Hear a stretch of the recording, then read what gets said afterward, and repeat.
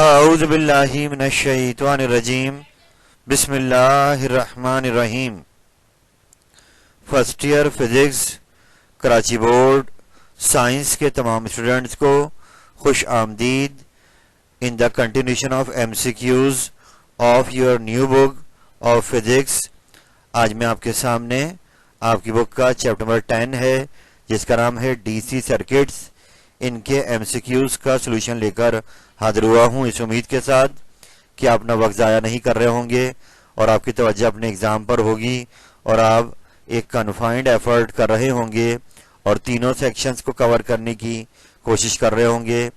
तो ये जो MCQs का पोर्शन है ये सेक्शन A आपको मिलेगा। तो चैप्टर नंबर 10 DC सर्किट्स के हवाले से जो MCQs आपकी बुक में दिए गए हैं उनका सोल्यूशन लेकर हाजिर हुए हैं। आइए इसका आगाज करते हैं।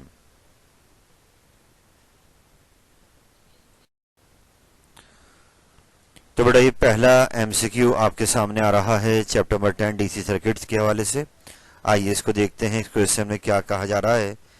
तो मेरे बच्चा यहाँ पर किरचॉफ्स लॉस के हवाले से ये MCQ है। याद रहे DC सर्किट का एक टॉपिक है जैसे किरचॉफ्स के दो लॉज हमने पढ़ने हैं चैप्टर में। एक लॉ जो है वोल्टेज से रिलेटेड है और एक लॉ करंट से रिलेटेड है। तो इस वक्त यहाँ पर पूछा जा रहा है कि जो किरचॉफ्स के लॉज हैं आर यूजफुल इन डिटरमाइनिंग, तो इनकी मदद से हम क्या चीज़ निकाल सकते हैं। तो बेटा इसका करेक्ट आंसर है पावर इन अ सर्किट। वजह उसकी ये है कि किरचॉफ्स लॉज के अंदर हम करंट मालूम कर लेते हैं और रेजिस्टेंस मालूम करते हैं, तो इनके प्रोडक्ट से आपको पावर डिसिपेशन मिल जाती है P=I²R। तो इसका करेक्ट आंसर थर्ड ऑप्शन है power in a circuit. I hope ये ब्लैंक आप समझ जाएंगे और इसको जब थ्योरी में आप पढ़ेंगे तो ये आपका और क्लियर हो जाएगा। तो फिर वह किरचॉफ्स लॉज हमें हेल्प करते हैं पावर निकालने में सर्किट की। हम चलते हैं अगले सवाल पर। तो आइए सिलसिले को आगे बढ़ाते हैं। चैप्टर नंबर 10 के दूसरे MCQ पर आ गए हैं जो बुक में आपको दिया गया है। सवाल को पढ़ते हैं आराम से। The resistance of a super conductor is, चार ऑप्शन आपको दिए हुए हैं। तो बेटे यहाँ पर याद रखें सुपर कंडक्टर उसे कहा जाता है जिसकी रेजिस्टेंस बिल्कुल नहीं होती, जीरो होती है। तो इट मीन्स इसका करेक्ट आंसर होगा जीरो, कि उसकी रेजिस्टेंस जो है वो जीरो होती है। लास्ट ऑप्शन करेक्ट है। यहाँ देख भी सकते हैं आप प्रॉपर्टीज ऑफ सुपर कंडक्टर में दिया गया है कि जीरो इलेक्ट्रिकल रेजिस्टेंस। तो जब भी सुपर कंडक्टर जहन में आए तो आपके जहन में उसकी रेजिस्टेंस जीरो आनी चाहिए। आई होप ये MCQ आपको आसान लगा होगा। चलते हैं आगे।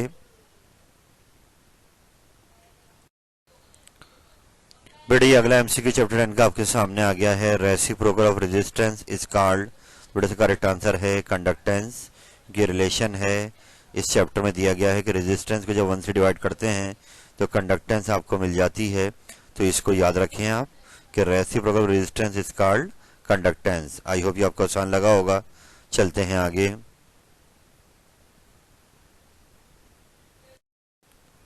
चैप्टर नंबर 10 अगला MCQ आपके सामने आ गया है नंबर 4। आराम से इसको पढ़ लेते हैं। टॉपिक है ओहम्स लॉ का। The graphical representation of Ohm's law is, यानी कि as you know Ohm law बताता है कि वोल्टेज का रिलेशन डायरेक्ट है करंट के साथ।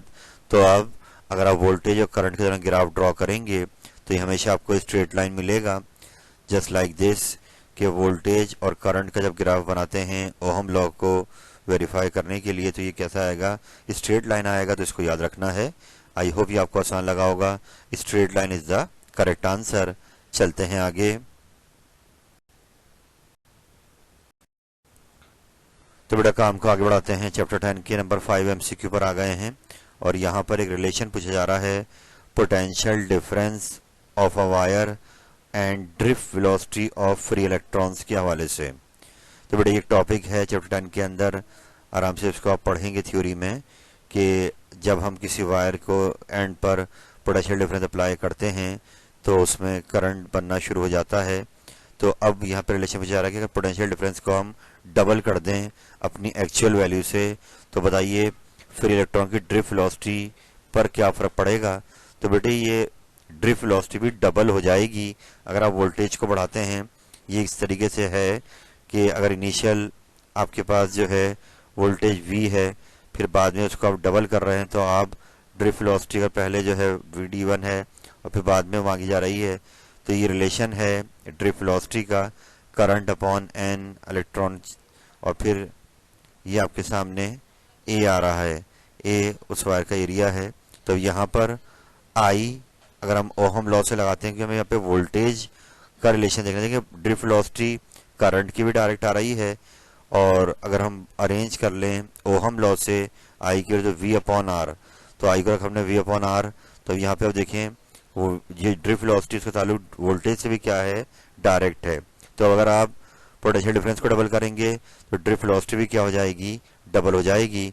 आई होप ये बात क्लियर होगी। करंट भी डबल करने से ड्रिफ्ट वेलोसिटी बढ़ती है और वोल्टेज के बढ़ाने से भी ड्रिफ्ट वेलोसिटी बढ़ती है, तो इसको याद रखिए।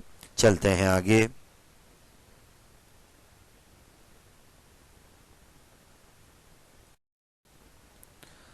चैप्टर 10 के नंबर 6 एमसीक्यू पर आ गए हैं। Internal resistance is the resistance offered by, थोड़े बहुत ही आसान सा सवाल है ये, कि जब आप इस चैप्टर को पढ़ेंगे तो यहाँ पे आप देखेंगे एक होती है वायर की रेजिस्टेंस, जब करंट फ्लो करता है वायर के अंदर तो वो रेजिस्टेंस देती है, तो उसको हम कैपिटल R से शो करते हैं। और एक होती है बैटरी की रेजिस्टेंस, जो कि स्मॉल r से आप शो करेंगे इस चैप्टर में। तो ये रिलेटेड है उसी से ही। आप यहाँ देख सकते हैं कि बैटरीज के पास भी इंटरनल रेजिस्टेंस होती है, उनके इलेक्ट्रोलाइट्स की वजह से इसको स्मॉल r से शो करते हैं, थोड़ी होती है एज कम्पेयर टू जो वायर में रेजिस्टेंस है। तो इट मीन्स कि जो बैटरी की रेजिस्टेंस है या बैटरी की वजह से जो रेजिस्टेंस आई सामने, उसको हम कहते हैं इंटरनल रेजिस्टेंस। तो सोर्सेज ऑफ ईएमएफ मतलब बैटरी की ही बात हो रही है। तो इस ब्लैंक को याद रखना है कि बैटरी जो है जब करंट देती है तो उसमें जब आपको ईएमएफ प्रोवाइड कर रही है, करंट ड्रॉ हो रहा है, तो उसमें कुछ इंटरनल लॉसेज होते हैं केमिकल रिएक्शन की वजह से, तो वहाँ पर वो एक रेजिस्टेंस देती है जिसको हम कहते हैं इंटरनल रेजिस्टेंस। तो आई होप ये आपको याद रहेगा। ईएमएफ को हम इलेक्ट्रोमोटिव फोर्स कहते हैं, तो ये बैटरी को ही बात की जा रही है। तो इसका करेक्ट आंसर है sources of EMF. I hope clear हो गया होगा। चलते हैं आगे।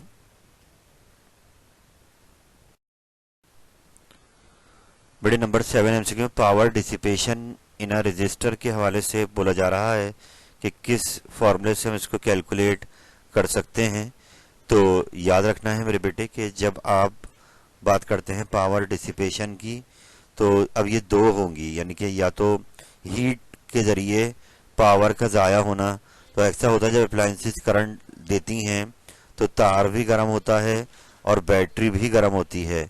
तो बैटरी तो वोल्टेज प्रोवाइड कर रही है, तो बैटरी में जो पावर डिसिपेशन हो रही है वो V²/R है, लेकिन यहाँ पर ये रजिस्टर की पावर डिसिपेशन मांग रहा है, उसमें से करंट जा रहा होता है। तो वहाँ वो तार जब गर्म हो जाता है तो P=I²R, ये पावर लॉस है उस रजिस्टर के अंदर से जो उसमें से करंट जा रहा है, और ये जो P=VI है तो पावर गेन है। तो इस प्रकार से करेक्ट आंसर आपका P=I²/R है। आई होप ये बात समझ में आ गई होगी।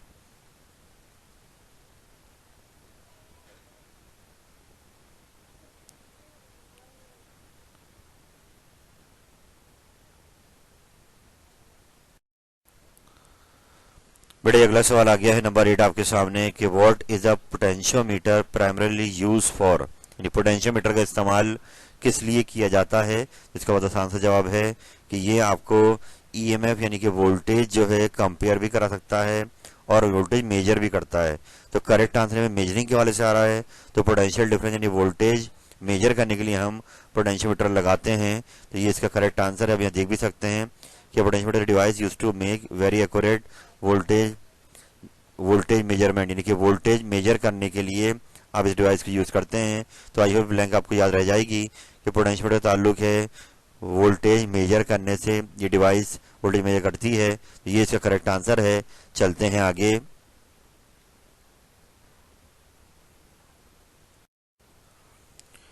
बड़े नंबर 9 एमसीक्यू बुक का आपका आ गया चैप्टर 10 का, heat sensitive device whose resistivity changes with the change in temperature is called, यानी कि ये कहा जा रहा है कि बताइए इनमें से जो नाम चार दिए हुए हैं इनमें कौन सी एक डिवाइस ऐसी है जो कि हीट सेंसिटिव है मतलब उसका टेम्परेचर जब बढ़ाते हैं तो उसकी रेजिस्टिविटी भी चेंज हो जाती है, बढ़ जाती है।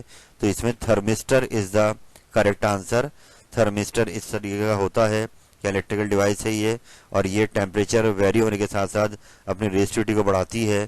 तो thermistor is the correct answer, इसको याद रखें। चलते हैं आगे।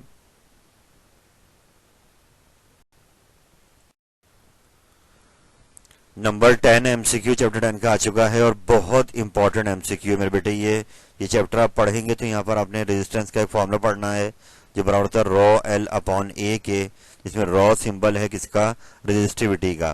तो अब यहाँ पूछा जा रहा है कि अगर हम एक वायर जिसका क्रॉस सेक्शन एरिया ए है, लेंथ एल है, रेजिस्टेंस की आर है, उसको दो पार्ट्स में ब्रेक कर दें, कट कर दें, तो बताएं रेजिस्टिविटी ऑफ ईच पार्ट। तो ये सेम ही रहेगी, remains the same, raw change नहीं होगा, रॉ मटेरियल पे डिपेंड करेगा। तो आपने अगर वायर को दो हिस्सों में कट कर दिया तो उसका मटेरियल वही है, तो जो पहले एक्चुअल आर रॉ था वही रॉ अब रहेगा, रेजिस्टिविटी रिमेन्स अनचेंज। इस ब्लैंक को याद रखिए, remains the same is the correct answer.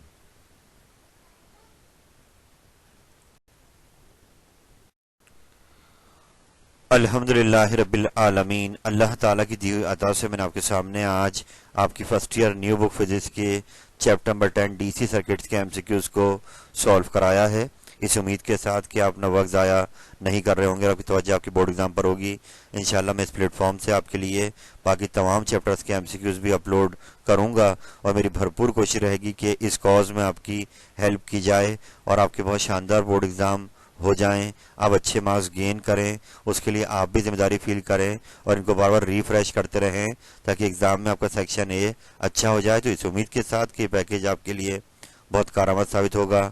अल्लाह ताला आपका हामी नासिर हो। फ़ी अमानिल्लाह। अल्लाह हाफिज़।